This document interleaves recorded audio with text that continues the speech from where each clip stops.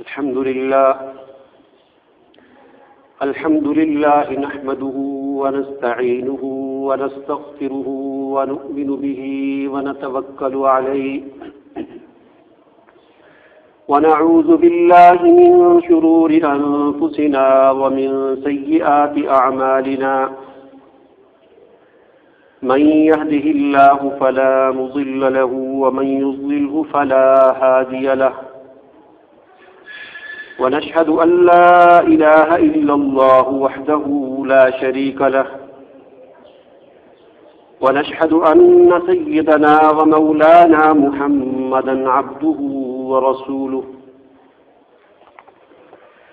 أما بعد فأعوذ بالله من الشيطان الرجيم بسم الله الرحمن الرحيم يا أيها النبي لم تحرم ما أحل الله لك تبتغي مرضات أزواجك والله غفور رحيم قد فرض الله لكم تحلة أيمانكم والله مولاكم وهو العليم الحكيم وإذ أسر النبي إلى بعض أزواجه حديثا فلما نبأت به وأظهره الله عليه عرف بعضه وأعرض عن بعض فلما نبأها به قالت من أنبأك هذا قال نبأني العليم الخبير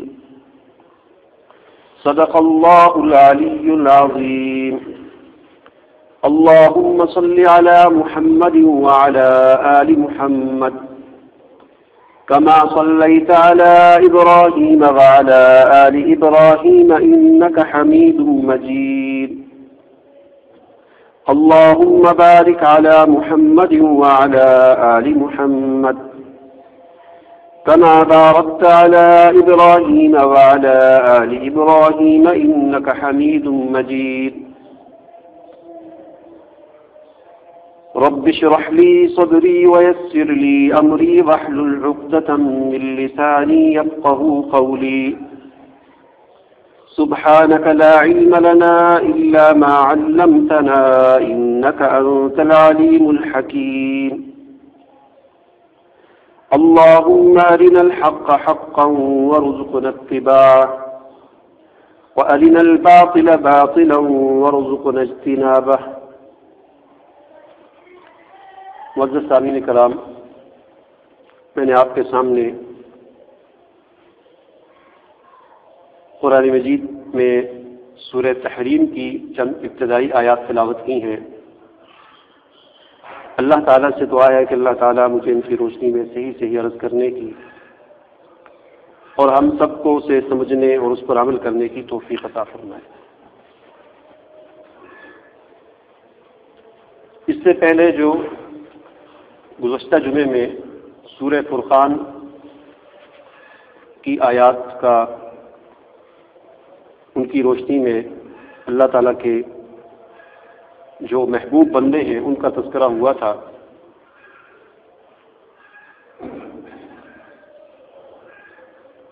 ان کے اندر اللہ تعالیٰ نے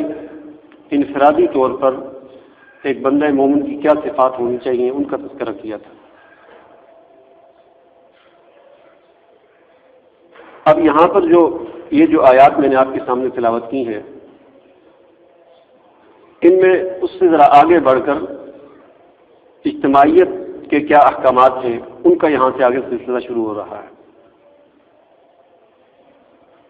ایک تو ہوتا ہے انفرادی طور پر ایک آدمی، اس کے اندر کیا کیا خوبیاں ہونی چاہیے، اس کی کیا صفات ہونی چاہیے، ان کو اللہ تعالیٰ نے سورہ مومنون اور سورہ فرقان کے آخری رکوع میں بیان کیا۔ اور پھر انفرادیت سے آگے بڑھ کر اجتماعیت شروع ہوتی ہے، اس کے مختلف درجات ہیں، جن میں سب سے پہلا درجہ خاندان ہے، اور پھر یہی افراد مل کر خاندان بنتے ہیں، پھر بہت سارے جب خاندان ملتے ہیں تو ایک معاشرہ بنتا ہے، اور پھر یہی معاشرے مل کر پوری ایک ریاست اور ملک بن جاتا ہے۔ تمام کے کیا کیا احکامات ہیں، اللہ تعالیٰ نے قرآن مجید میں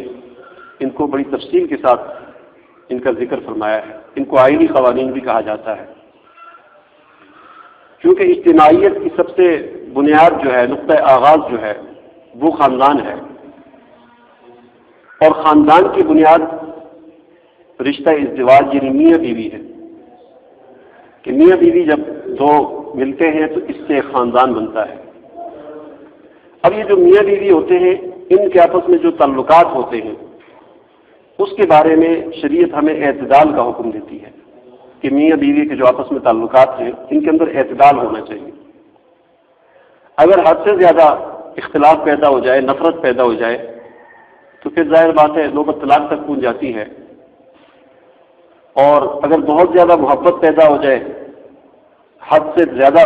آپس میں پیار اور محبت اور الفت پیدا ہو جائے، تو یہ بات بھی پھر خرابی کی طرف انسان کو لے جاتی ہے۔ اور یہاں پر جو یہ جو صورت ہے، سورہ تحریم اور اس سے پہلے سورہ طلاق ہے، ان دونوں صورتوں میں ان دونوں پہلوؤں کا ذکر ہے۔ اگر نفرت ہو جائے تو اس کے کیا احکامات ہیں، اس کو اللہ تعالیٰ نے سورہ طلاق میں بیان کیا۔ اگر کوئی حد سے زیادہ آپس میں پیار محبت اور ایک دوسرے کی خوشنودی حاصل کرنے کی کوشش کرے تو اس کے کیا احکامات ہیں، اللہ تعالیٰ نے اس کو اس سورہ تحریم میں بیان کیا۔ اور یہ جو آیات میں نے ابتدائی آپ کے سامنے پڑھی، ان کا پس منظر بھی کچھ اسی طرح ہے کہ حضور اکرم صلی اللہ علیہ وسلم کی یہ عادت تھی کہ آپ ہر روز عصر کی نماز کے بعد اپنی تمام ازواج کے پاس تھوڑی تھوڑی دیر کے لیے جایا کرتے تھے۔ عصر سے مغرب تک ظاہر تھوڑا سا وقت ہوتا ہے، تو یہ آپ صلی اللہ علیہ وسلم کی عادت شریفہ تھی کہ عصر سے مغرب تک اس درمیان آپ کی جتنی بھی ازواج تھیں سب کے پاس تھوڑی تھوڑی دیر کے لیے جایا کرتے تھے۔ ظاہر وقت مختصر ہوتا ہے، آپ کی ازواج بہت زیادہ تھیں، تو 5-5 منٹ 10-10 منٹ کے لیے تھوڑا سا مل کر ایک کے پاس گئے، دوسرے کے پاس گئے، تو یہ آپ کا روزانہ کو معمول تھا آپ صلی اللہ علیہ وسلم کا۔ اور آپ کی ازواج مطہرات میں آپ کی ایک بیوی کی حضرت زینب رضی اللہ تعالی عنہا، ان کے پاس شہد رکھا ہوا تھا۔ جب آپ صلی اللہ علیہ وسلم ان کے پاس جاتے تو وہ آپ کو شہد پیش کرتی، تو آپ ظاہر پھر جیسے کہ حدیث میں آتا ہے، آپ صلی اللہ علیہ وسلم صحیح حدیث میں ہے کہ کانا یحب الحلوہ والعسل، کہ آپ صلی اللہ علیہ وسلم میٹھی چیز اور خصوصاً شہد کو بہت پسند کیا کرتے تھے آپ صلی اللہ علیہ وسلم۔ تو حضرت زینب رضی اللہ تعالیٰ عنہ جب آپ کو شہد پیش کرتی تو ظاہر آپ شہد پیتے تو اس میں کچھ وقت زیادہ لگ جاتا تھا، تو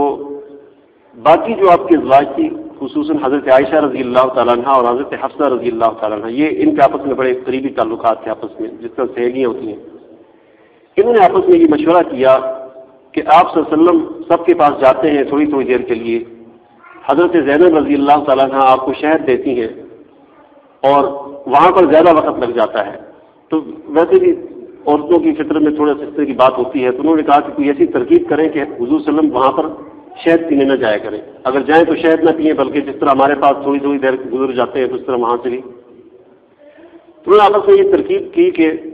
آپ صلی اللہ علیہ وسلم جب آئیں گے تو ہم کہیں گے کہ آپ کے منہ سے مغافیر ایک پودا ہوتا ہے جس سے گوند وغیرہ نکلتی ہے، اس کی ایک ہلکی سی بدبو ہوتی ہے، اور شہد کی مکھیاں بعض اوقات اس پودے پر بیٹھتی ہیں، تو جس طرح کے پودے سے شہد کی مکھیاں بیٹھتی ہیں تو ان کے شہد سے بھی اس طرح کی بو یا اس کے اثرات ہوتے ہیں بیچ میں۔ تو ان دو ازواج مطہرات نے آپس میں یہ مشورہ کیا کہ جب آپ صلی اللہ علیہ وسلم ہمارے پاس آئیں گے تو میرے پاس آئیں گے، حضرت عائشہ رضی اللہ تعالیٰ نے فرمایا تو میں کہوں گی کہ آپ کے منہ سے مغافیر کی بو آ رہی ہے، اور حضرت حفصہ رضی اللہ تعالیٰ نے فرمایا کہ جب آپ کے پاس آئیں تو آپ نے بھی کہنا ہے کہ آپ کے منہ سے مغافیر کی بو آ رہی ہے۔ تو اس طرح آپ صلی اللہ علیہ وسلم اس شہد کو پینا چھوڑ دیں گے۔ چنانچہ اسی طرح ہوا، حضرت حفصہ رضی اللہ تعالیٰ عنہ کے پاس آپ آئے تو حضرت حفصہ رضی اللہ تعالیٰ عنہ نے فرمایا کہ آپ کے منہ سے مغافیر کی بو آ رہی ہے۔ آپ نے فرمایا میں نے شہد پیا ہے، فرمایا کہ شاید وہ مغافیر کا ہوگا، اس کی بو آ رہی ہے۔ تو آپ صلی اللہ علیہ وسلم بہت نفیس تھے، آپ کو بدبو سے اس طرح کی چیزوں سے نفرت تھی، بہت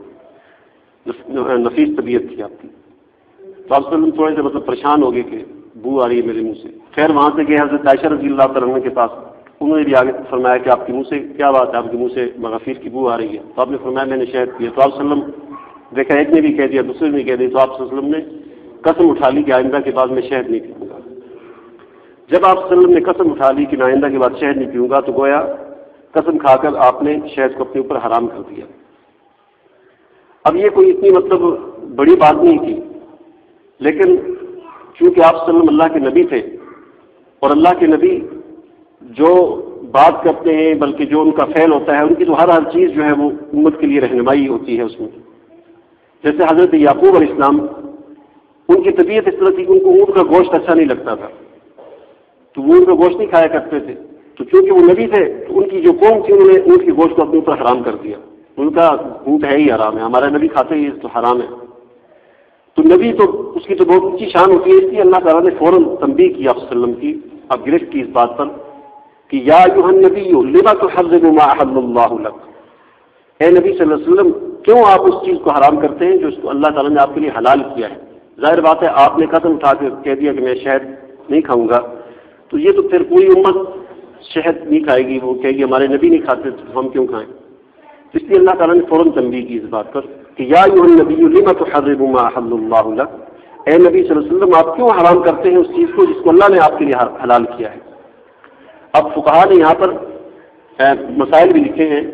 کہ کوئی چیز آدمی ترک کر دیتا ہے کہ حلال چیز ہوتی ہے تو اس کی تین صورتیں ہیں. ایک صورت یہ ہے کہ ایک آدمی حلال چیز ہے بالکل حلال، اس کو عقیدتاً حرام سمجھتا ہے، کہتا ہے یہ ہے ہی حرام ہے، اگر اس کا عقیدہ یہ ہے تو اللہ کی حلال کی ہوئی چیز کو عقیدتاً حرام کہنا، اس سے آدمی کفر میں چلا جاتا ہے. دوسری صورت یہ ہے کہ آدمی عقیدتاً حلال کو حرام تو نہیں سمجھتا لیکن ویسے ہی قسم اٹھا لیتا ہے کہ میں یہ چیز استعمال نہیں کروں گا. اس طرح کرنا یہ گناہ ہے اور اس قسم کو توڑنا یہ واجب ہے. قسم کو توڑ کر اس کا کفارہ ادا کرے یہ اس پر واجب ہے. اور تیسری صورت یہ ہے کہ ایک آدمی ایک چیز کو ویسے ہی چھوڑ دیتا ہے، ترک کر دیتا ہے، مطلب اس کی طبیعت نہیں مانتی یا کسی علاج معالجے کے لیے ویسے ہی ترک کرتا ہے تو یہ جائز ہے. البتہ ویسے ترک کرنے میں یہ بات ہے کہ اگر وہ اس لیے ترک کرتا ہے، وہ کہتا ہے اس میں ثواب ہے اس کام کو نہ کرنے میں حالانکہ وہ حلال چیز ہے، تو یہ بدعت بن جاتی ہے. اور اگر ویسے ہی مطلب جیسے علاج کے لیے کوئی بیماری ہے تو فلاں بیماری ہے تو یہ چیز نہ کھائیں، یہ بیماری ہے تو یہ نہ کھائیں، تو یہ جائز ہے. اس طرح کس چیز کو چھوڑ دینا، عارضی طور پر چھوڑ دینا یا مستقل طور پر چھوڑ دینا، یہ جائز ہے. مطلب عقیدتاً بھی نہیں ہے اور اس کو ثواب بھی نہیں سمجھتا، بس ویسے ہی یا اس کی طبیعت نہیں مانتی. بعض ہوتے ہیں مختلف لوگوں کی طبیعتیں ہوتی ہیں، بعض کہتے ہیں میں نے چائے میں پیتا ہی نہیں ہوں، تو ویسے ہی اس طرح کرتا ہے تو یہ جائز ہے. البتہ عقیدتاً کسی چیز کو حرام کا قرار دے دینا یا قسم اٹھا دینا یہ گناہ ہے اور ناجائز ہے. تو آپ صلی اللہ علیہ وسلم نے بھی شہد کے بارے میں اس وجہ سے چونکہ اس سے بدبو آتی ہے تو آپ نے قسم اٹھا لی، تو اللہ تعالیٰ نے فوراً اس پر گرفت کی اور فرمایا کہ نبی اللہ کی حلال کی چیزوں کیوں آپ کے اوپر حرام کرتے ہیں. اور فقہا نے تو اللہ تعالیٰ نے کتنی ان کو صلاحیتیں دی ہیں کہ قرآن کی ایک آیت سے بڑے عجیب عجیب مسئلے اخذ کرتے ہیں. قاضی خان فتاویٰ قاضی خان ایک فقہ کی بہت بڑی کتاب ہے، اس کے اندر اس آیت سے بڑا ایک عجیب مسئلہ فقہا نے اخذ کیا ہے اور لکھا ہے. فرماتے ہیں کہ ایک آدمی ہے، اس کی 3 بیویاں ہیں اور اس کی 1000 باندیاں ہیں، اور وہ کہتا ہے کہ میں نے 4تھی شادی کرنی ہے. اگر کوئی آدمی اس کو یہ کہے کہ یہ شہوت پرست ہے، فرمایا کہ اس کے کفر میں داخل ہونے کا خطرہ ہے. کیوں؟ اس لیے کہ اس نے یہ جو بات کہی کہ یہ شہوت پرست ہے یا یہ شہوت والا ہے، اس طرح کی بات کہی اس کو، تو اس وجہ سے کہ اللہ تعالیٰ فرماتے ہیں کہ ایک چیز کو اللہ نے حلال کیا ہے اور یہ اس کو اس طرح کے الزام لگا کر اس طرح کی باتیں کر کے گویا اس کو حرام کر رہا ہے. ظاہر بات ہے 4تھی شادی کرنا، اس کی 3 ہیں اور 1000 باندھی ہے، 4تھی بھی اللہ نے حلال کی ہے اس کے لیے، تو یہ گویا کہ وہ اس آیت کا انکار کر رہا ہے کہ جس میں اللہ تعالیٰ فرماتے ہیں کہ اللہ کی حلال کی ہوئی چیزوں کو کیوں حرام قرار دیتے ہیں. تو فرمایا کہ تب تقی مرضات ازواجک، اے نبی صلی اللہ علیہ وسلم آپ اللہ کی حلال کی ہوئی چیزوں کو کیوں حرام قرار دیتے ہو؟ تب تقی مرضات ازواجک، اپنی بیویوں کی خوشنودی کے لیے، یعنی آپ کی بیویوں نے آپ سے کہا تھا تو ان کو خوش کرنے کے لیے آپ اللہ کی حلال کی ہوئی چیز کو حرام قرار دیتے ہیں. تو آپ اس سے اندازہ لگائیں کہ آپ صلی اللہ علیہ وسلم نے ایک حلال چیز کو اپنے اوپر حرام کیا، کس لیے؟ اپنی بیوی کی خوشنودی کے لیے. تو اللہ تعالیٰ نے اتنی گرفت کی، تو اللہ تعالیٰ نے اس پر اتنی گرفت کی، تو وہ آدمی کہ جو ایک حرام چیز کو جس کو اللہ نے حرام کیا، مطلب سود ہے اور بہت ساری چیزیں ہیں اس طرح کی، تو حرام چیز کو اپنی بیوی کی خوشنودی کے لیے، اپنے بچوں کی خوشنودی کے لیے حلال قرار دے دے تو اس پر کتنی گرفت ہوگی. اللہ کا نبی ایک حلال چیز کو اپنے اوپر حرام کر رہا ہے تو اس پر اللہ تعالیٰ نے اتنی گرفت فرمائی. تو اسی سے آپ اندازہ لگائیں کہ ایک چیز حرام ہے جس کو اللہ نے حرام قرار دیا ہے. کوئی آدمی اپنی بیوی بچوں کے لیے، جیسا کہ ہوتا ہے نا کئی لوگ رشوت لیتے ہیں حرام ہے، سود کھاتے ہیں حرام ہے، کئی غلط کام کرتے ہیں حرام ہے. جب ان سے کہا جاتا ہے تو کہتے ہیں جی کیا کریں، بیوی بچے بھی ہیں، تو بیوی بچوں کے لیے حرام چیز کو حلال قرار دینا، اس پر پھر اللہ اندازہ لگائیں کہ اللہ تعالیٰ کتنی دیر فرمائیں گے قیامت والے دن۔ فرمایا کہ واللہ غفور رحیم، اللہ تعالیٰ مغفرت کرنے والے، رحم کرنے والے۔ قد فرض اللہ لکم تحلۃ ایمانکم، اللہ تعالیٰ نے اپنی قسموں کو حلال کرنے کا تمہیں طریقہ بتا دیا دوسری جگہ پر قرآن مجید میں، لہٰذا آپ اپنی قسم کو توڑیں اور اس کا فدیہ ادا کریں، کفارہ جو ہے وہ ادا کریں۔ واللہ مولاکم، اللہ تمہارا آقا ہے، وہو العلیم الحکیم، وہ علم والا بھی ہے اور حکمت والا بھی ہے۔ وَإِذَا سَرَّ النَّبِيُّ إِلَىٰ بَعْضِ أَزْوَاجِهِ حَدِيثًا فَلَمَّا نَبَّأَتْ بِهِ وَأَظْهَرَهُ اللَّهُ عَلَيْهِ عَرَّفَ بَعْضَهُ وَأَعْرَضَ عَن بَعْضٍ۔ اب یہ جو آیت ہے، اس آیت میں ایک اور واقعے کی طرف اشارہ ہے، وہ یہ کہ آپ صلی اللہ علیہ وسلم نے کوئی راز کی بات تھی، یہاں پر صرف اتنا تذکرہ ہے قرآن میں کہ ایک راز کی بات اپنی ایک بیوی کو بتائی اور کہا کہ اس بات کو کسی اور کو نہیں بتانا، لیکن اس بیوی نے وہ بات آپ کی دوسری بیوی کو بتا دی، اور اللہ تعالیٰ نے آپ صلی اللہ علیہ وسلم کو اس کی اطلاع دے دی کہ وہ راز کی بات جو آپ نے اپنی ایک بیوی کو بتائی تھی انہوں نے دوسری بیوی کو بتا دی ہے۔ ظاہر بات آپ صلی اللہ علیہ وسلم کس سے دکھ ہوا، اور آپ صلی اللہ علیہ وسلم پھر اس بیوی کے پاس آئے اور اس سے اشارتاً کہا کہ میں نے آپ کو منع کیا تھا کہ یہ بات کسی کو بتانی نہیں ہے۔ یہاں پر صرف اتنا تذکرہ ہے، البتہ مفسرین نے لکھا ہے کہ حضور صلی اللہ علیہ وسلم نے حضرت حفصہ رضی اللہ تعالیٰ عنہ سے فرمایا تھا کہ میں جب فوت ہو جاؤں گا تو میرے بعد حضرت ابوبکر صدیق رضی اللہ تعالیٰ عنہ خلیفہ بنیں گے، جب وہ فوت ہو جائیں گے تو پھر اس کے بعد حضرت عمر فاروق رضی اللہ تعالیٰ عنہ خلیفہ بنیں گے۔ یہ ایک راز کی بات ان کو بتائی اور کہا کہ کسی کو بتانا نہیں ہے، لیکن حضرت حفصہ چونکہ حضرت عائشہ ان کے آپس میں بڑے اچھے تعلقات تھے، حضرت حفصہ سے وہ رہا نہیں گیا، انہوں نے جا کر حضرت عائشہ کو بتا دیا کہ حضور صلی اللہ علیہ وسلم فرما رہے ہیں کہ جب میں فوت ہو جاؤں گا تو میرے بعد ابوبکر صدیق خلیفہ بنیں گے، جب وہ فوت ہو جائیں گے اس کے بعد عمر فاروق خلیفہ بنیں گے۔ اللہ تعالیٰ نے آپ صلی اللہ علیہ وسلم کو اس کی اطلاع دے دی کہ انہوں نے وہ راز کی بات ان کو بتا دی ہے، تو آپ صلی اللہ علیہ وسلم سے ناراض ہوئے۔ اللہ تعالیٰ نے اس پر پھر یہ آیات نازل کی اور ازواج مطہرات جو تھیں، یہی دو بیویاں جو تھیں، ان کو تنبیہ کی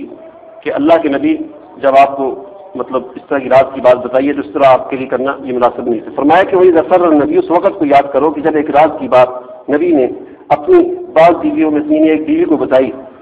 فلما نبأت به، اور پھر اس بیوی نے وہ بات دوسری کو بتا دی، وأظهره الله علیہ، اور اللہ تعالیٰ نے یہ بات آپ صلی اللہ علیہ وسلم کو بتا دی کہ وہ بیوی نے اس راز کو آگے پہنچا دیا ہے، عرف بعضه وأعرض عن بعض، تو آپ صلی اللہ علیہ وسلم اپنی اس بیوی کے پاس آئے اور اس سے کہا کہ تم نے اس طرح جو کیا ہے، بعض باتیں آپ صلی اللہ علیہ وسلم نے اس کو اشارتاً اس کو کہہ دیا، مطلب زیادہ اس کو ڈانٹا بھی نہیں ہے، اشارتاً کہہ دیا کہ تم نے یہ اچھا کام نہیں کیا۔ فلما نبأها به قالت من انبأك هذا، جب آپ صلی اللہ علیہ وسلم نے اس کی تنبیہ کی تو اس بیوی نے آگے سے کہا کہ آپ کو کس نے بتایا، آپ کو کیسے پتہ چل گیا کہ میں نے وہ راز دوسری کو بتا دیا، آپ کو کیسے پتہ چل گیا؟ آپ صلی اللہ علیہ وسلم نے اس کے جواب میں فرمایا کہ نبأنی العلیم الخبیر، کہ مجھے یہ راز جو ہے یہ اس ذات نے بتایا ہے جو علیم بھی ہے اور جو خبیر بھی ہے، یعنی اللہ تعالیٰ نے مجھے یہ بتایا ہے۔ ان تتوبا الی اللہ فقد صغت قلوبکم، اب تمہارے لیے یہ حکم ہے کہ اگر تم دونوں توبہ کر لو، یہ ظاہر بات ہے گناہ کا کام ہو گیا، ایک غلط کام ہو گیا، اللہ کے نبی نے جس بات سے منع کیا تھا وہ کام ہو گیا، اب تم توبہ کر لو، قد صغت قلوبکم، تمہارے دل بھی اس توبہ کی طرف مائل ہیں، اب تم توبہ کر لو۔ وَإِن تَظَاهَرَ عَلَيْهِ، اللہ تعالیٰ فرماتے ہیں اگر تم توبہ نہیں کرو گے، یعنی اللہ کے نبی کا مقابلہ کرو گی اب، تو پھر تمہارے لیے یہ حکم ہے کہ فَإِنَّ اللَّهَ هُوَ مَوْلَاهُ وَجِبْرِيلُ وَصَالِحُ الْمُؤْمِنِينَ وَالْمَلَائِكَةُ بَعْدَ ذَلِكَ ظَهِيرٌ، تو اللہ تعالیٰ کو تمہاری کوئی پرواہ نہیں ہے،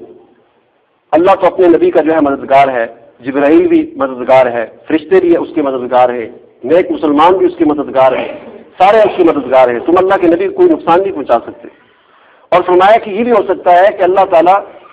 یہ نبی تمہیں طلاق دے دے، تمہیں چھوڑ دے، اور اللہ تعالیٰ اس کے بدلے میں اپنے نبی کو تم سے بہترین عورتیں عطا کر دے، اور ان کی یہ صفات ہوں گی کہ مسلمات،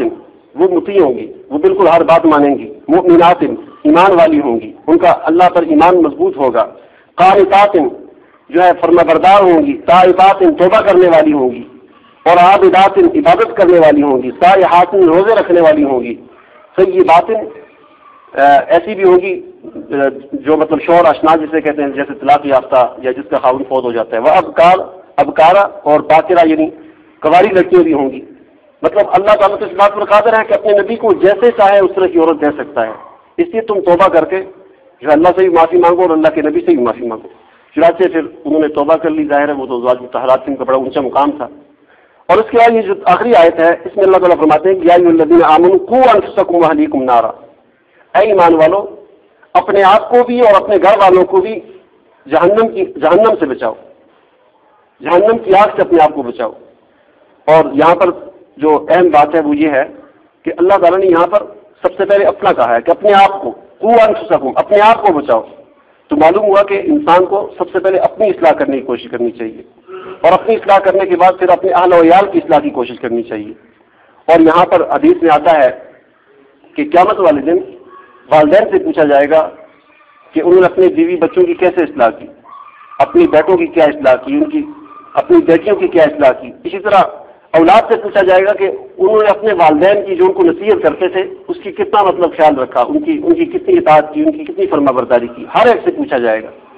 تو فرمایا کہ اے ایمان والو، اپنے آپ کو اور اپنے گھر والوں کو اس آگ سے بچاؤ کہ وہ ایسی آگ ہے کہ وقودها الناس والحجارہ، کہ اس کا ایندھن جو ہے وہ پتھر ہے اور انسان ہے۔ دنیا کی جس طرح کی آگ ہے اس کا ایندھن کیا ہے؟ ہم اس میں لکڑیاں جلاتے ہیں۔ فرمایا کہ وہ جو جہنم کی آگ ہے اس کا ایندھن انسان ہے، انسان اس میں ڈالے جائیں گے اور ان کو جلائے جائے گا، اتنی خطرناک آگ ہے۔ اور پھر اس پر عجیب بات یہ کہ فرمایا کہ علیہا ملائکۃ غلاظ شداد، کہ اس آگ پر ایسے فرشتے مقرر ہیں کہ جو غلاظ تند خو ہیں، شداد سخت ہیں۔ اس بات کی طرف اشارہ کر دیا کہ تم دنیا کے اندر اگر اپنی اولاد سے پیار محبت کرتے ہو تو اس بات کو یاد رکھو کہ وہاں پر جو فرشتے مقرر ہیں وہ تند خو ہیں، سختی کے ساتھ بات کرنے والے ہیں وہ، لہٰذا اس سختی کو یاد رکھو کہ وہ جو فرشتے ہیں وہاں پر سختی کرنے والے ہیں، لہٰذا تم یہاں پر دنیا میں سختی کے ساتھ ذرا اپنی بیوی بچوں سے بات کر کے ان کو سمجھا دو، ان کو سیدھے راستے پر لگا دو، ورنہ وہاں پر جو فرشتے مقرر ہیں وہ تندخو ہیں، وہ سخت مزاج ہیں۔ شداد لا یعصون اللہ ما امرہم، وہ اللہ تعالیٰ کی کسی حکم کی نافرمانی نہیں کرتے، ویفعلون ما یؤمرون، اور ان کو جو اللہ تعالیٰ حکم کرتا ہے وہ پورا کرتے ہیں۔ اور یا ایھا الذین کفروا، فرمایا کہ اے ناشکرو، لا تعتذروا اليوم، اس دن عذر کام نہیں آئے گا کہ دنیا کے اندر تم جو کچھ کر لو اور کہو کہ چلو اس دن ہم توبہ کر لیں گے، معذرت کر لیں گے، نہیں۔ فرمایا کہ وہاں پر کوئی معذرت قبول نہیں کی جائے گی۔ انما تجزون ما کنتم تعملون، دنیا میں جو کچھ تم کرو گے اس کا بدلہ وہاں پر تمہیں ملے گا۔ اگر دنیا میں اچھا کام کیا تو وہاں پر اچھا بدلہ ملے گا، اگر دنیا میں تم نے برا کام کیا تو وہاں پر اس کا برا بدلہ ملے گا۔ دعا کریں اللہ تعالیٰ کرے۔